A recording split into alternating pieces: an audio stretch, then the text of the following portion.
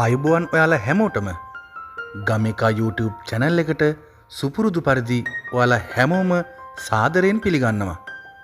ඔන්න ඉතින් හැමදාමත් වගේ අදත් ඔයාලට ගොඩක් වැදගත් වෙන වීඩියෝ එකක් මම අරගෙන ආවා. ගෙදර ගෘහණියන් වගේම උයන පියන හැමෝටම මේ වීඩියෝ එක වැදගත් වේවි. මොකද අපි එදිනදා ආහාර වියද්දී ඒ ආහාරවල තියෙන විස මැකෙන්න, ඒ වගේම රසය වැඩි වෙන්න කරපිංචා කියන දේ අපි හැමෝම ආහාරවලට එකතු කරගන්නවනේ. ඉතින් ඒ විදිහට එකතු කරන කරපිංචා ගොඩක් අය කල් තියාගන්නේ සීතකරණවල දාලා. නමුත් මේ සීතකරණවල දාලා කල් තියා ගැනීම ඊතරම් සාර්ථක ක්‍රමයක් නම් නෙවෙයි. ඒකට හේතුව තමයි දවස් 3ක් 4ක් විතර යනකොට ඒත් මේ කරපිංචා කළු පැහැති වෙලා මැලවිලා වියලි ස්වභාවයක් ගන්නවා. ඉතින් ඒ විදිහට මැලවෙන්නේ නැතුව කරපුංචා මාසයක් වුණත් එක දිගට තියාගන්න පුළුවන් ලේසිම ලේසි විදියක් මම ඔයගොල්ලන්ට අද කියලා දෙනවා. එහෙමනම් වැඩි කතා නැතුව අපි වීඩියෝ එකට යමු.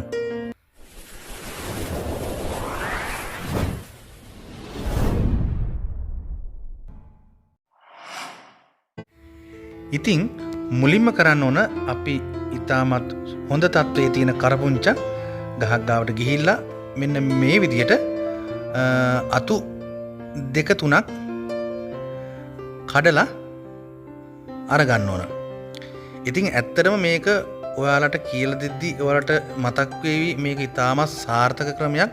අනිත් එක තමයි මේක ඔයාලා දන්නව හැමෝම. මොකද මම මේක කියනකොට ඔයගොල්ලන්ට තේරෙයි මේ වැඩේ කරනකොට ඕනම කෙනෙක්ට විනාඩි 5න් කරගන්න පුළුවන් දෙයක් තමයි මේක. ඉතින් මෙන්න මේ විදියට කරපුංචා අතු 4-5ක් මම මේ වගේ කඩලා අරගන්නවා. අරගෙන ඒ විදියට ගත්ත කරපුංචා අතු දෙක තුන හොඳ කැපෙන පිහියක් අරගෙන මම මෙන්න මේ විදියට පොඩ්ඩක් හරහට හිටින විදියට කපා ගන්නවා. ඔයගොල්ලන්ට පේනවා ඇති. ඉතින් ඒ විදියට අපි ගත්ත කරපුංචා අතු 3-4ම මේ වගේ සියුම් කැපුමක් දා ගන්නවා. පොඩ්ඩක් හරස් කරලා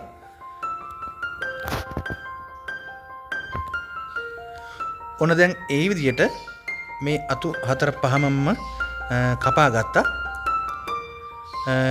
කපාගෙන ඉවර වෙලා අපිට ඊළඟට අවශ්‍ය වෙන්නේ මෙතෙන්ට වීදුරු බෝතලයක් අවශ්‍ය වෙනවා. වීදුරු බෝතලයක් අරගෙන ඒකට සම්පූර්ණම උඩට එනකන් වතුර පුරවලා තමයි අරන් තියෙන්නේ. මොකද වීදුරු බෝතලයක් ගන්න එක ඉතාම සාර්ථකයි. මොකද මේක පෙරලෙන්න බලන්නේ. ඒක නිසා මේ අතු ටික හොඳට ග්‍රහණය කරගෙන තියාගන්න පුළුවන්. ඉතින් අපිට කරන්න තියෙන්නේ මෙන්න මේ අපි කැපුම යොදපු කොටස මේ විදියට බෝතලය ඇතුළට ඇතුල් කරගන්නවා. ඕගොල්ලන්ට මතක් වේවි ගොඩක් අය ක්‍රෝටන් අතු එහෙම මුල් අද්දවා ගන්න මේ ක්‍රමය භාවිතා කරනවා. ඉතින් අන්න ඒ ක්‍රමයම තමයි මම මෙතෙන්දි භාවිතා කරේ. ඉතින් ඕගොල්ලන්ට පේනවා ඇති මේ විදියට හරහට අපි කැපුමක් යොදාගත්තේ සියුම් මෙතනින් තමයි වතුර මේ අපේ කරපුංචා අතු වලට යන්නේ. ඉතින් පහසුවෙන් යන්න තමයි මේක අපි මේ විදිහට කැපුමක් යොදාගත්තේ. ඉතින් මේක ගහෙන් කපලා ගන්නත් පුළුවන් කෙලින්ම බින්දලා ගන්න නැතුව. කොහොම වුණත් මේ ක්‍රමය මේකයි. ඉතින් මේ විදිහට මාසයක් වුණත් ඕගොල්ලන්ට මේ විදිහට කිසිම ප්‍රශ්නයක් නැතුව කරපුංචා තියාගන්න පුළුවන්. ගහෙන් කැඩුවා වගේ අපිට එදිනදා උයන පියන දේවල් වලට භාවිතා කරන්න පුළුවන්. තව දෙයක් තියෙනවා. දවස් 2-3ක් යද්දි මේකේ වතුර මට්ටම අඩු වෙනවා.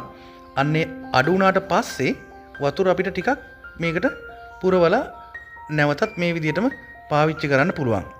ඒක තමයි මෙතෙන්දී බලන්න තියෙන්නේ.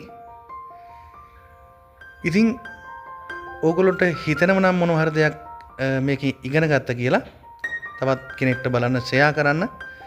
වීඩියෝ එක හොඳයි නම් ලයික් එකක් දාන්න. එහෙමනම් ඔයාලා හැමෝටම සුබ දවසක් ප්‍රාර්ථනා කරනවා.